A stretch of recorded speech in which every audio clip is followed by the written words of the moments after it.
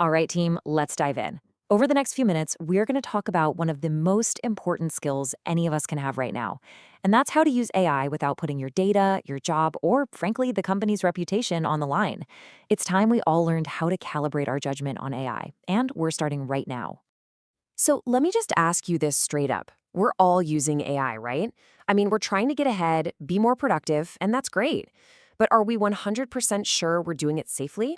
Because here's the thing, one little slip up doesn't just impact you, it can put our entire organization at risk. And that is exactly the problem we're here to solve today. Right now, most workplaces are basically the Wild West when it comes to AI. It's like everyone's been handed this powerful new tool, but there's no sheriff in town and there are no rules. So what happens? You've got well-meaning people pasting sensitive client notes into public tools, while at the same time, you have others who are so paranoid they're missing out on some real game-changing efficiencies. It's this strange new frontier of good intentions and, honestly, potentially disastrous outcomes.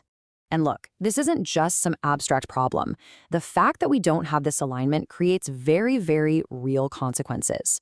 When everybody is their own sheriff, just making up the rules as they go, well, that's how you get data leaks. That's how you create security gaps a mile wide.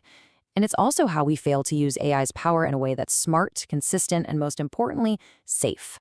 So, how do we fix this? How do we bring a little bit of order to the Wild West? We build guardrails. Simple as that. This is where having a formal, clear, and really practical AI usage policy is so important. Just think of it like the official rules of the road that let everybody move forward together, and to do it with both speed and confidence. A really strong policy isn't just one thing. It's a whole system. It all starts with an acceptable use statement. That's basically the what. What kind of tasks are you even allowed to use AI for? Next up, a data classification framework. This is the what with. What kind of info is safe to share? Then it's got to list approved tools. That's the where. These are the platforms the company has checked out and knows are secure. And finally, you've got the how. That's your data handling, disclosure, and incident reporting protocols, all the nitty-gritty on how to work safely and what to do if something goes wrong. Okay, listen up. If you only take one single thing away from our chat today, please let it be this. Understanding the sensitivity of your data is the most important skill you can have when you're using AI. Seriously, before you copy and paste anything, you have to know what it is you're about to share. So what even is data classification? It sounds complicated, but it's not. It's just a simple way of putting data into different buckets based on how risky it is. And look, this isn't about creating a bunch of red tape.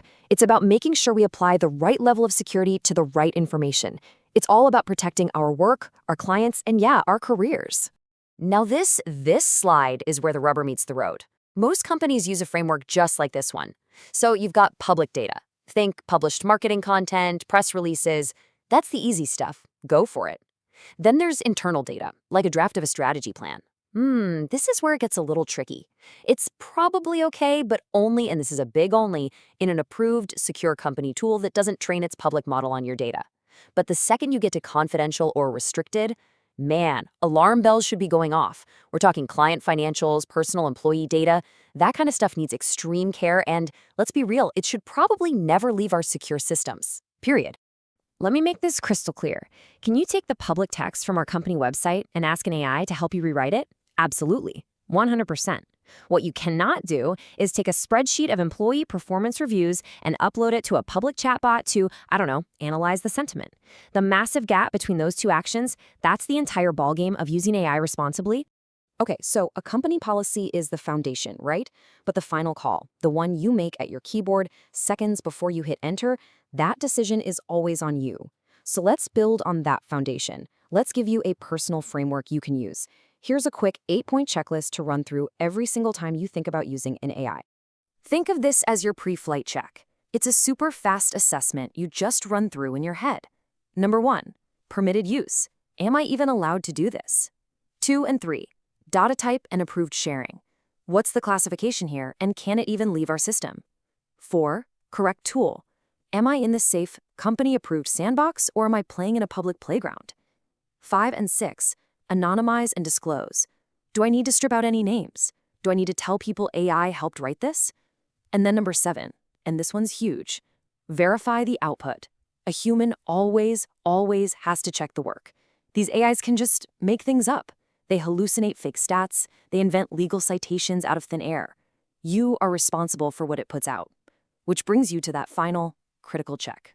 And all of that leads right here to the last and most important checkpoint: defend your decision. Before you hit send, before you finalize that report, just ask yourself this simple question. If my boss or our client or our company lawyer walked up and asked me why I used AI for this, could I explain it? Could I defend my choice? If the answer is anything other than a confident yes, you need to stop and rethink what you're doing. You know, when you start following these steps, it does more than just help you avoid risk. It actually changes our role. It's about us taking on a new kind of professional responsibility.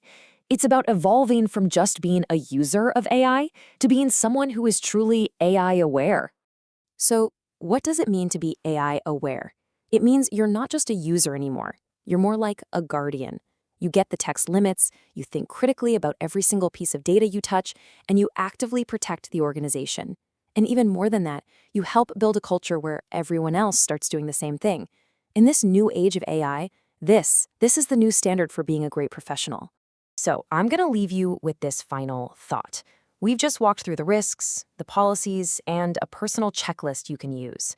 You literally have the framework now to make smarter, safer decisions.